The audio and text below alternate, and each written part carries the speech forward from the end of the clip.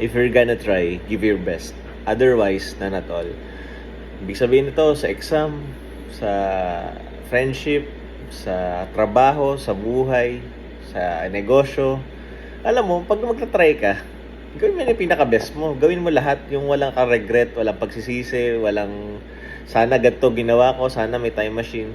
Sa friendship, sa relationship, i-boost mo lahat, i-save mo. Kasi bilang professional, kung ano yung sinet mong gawin, yun yung dapat na ano mo, yung maging focus mo, maging goal mo. Ngayon kung nag-ano ka na, para ka lang ano, na para nagko-coast ka lang, para ka lang sa ilog, para ka lang bumabaybay, para ka lang basurang inaanod.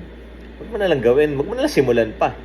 Ngayon, dapat bilang ano, 'di ba sa mga isda nga, nilalabanan pa nila 'yun ng yung agos ng buhay eh. So ganito lang gawin natin. Give your best, otherwise not at all.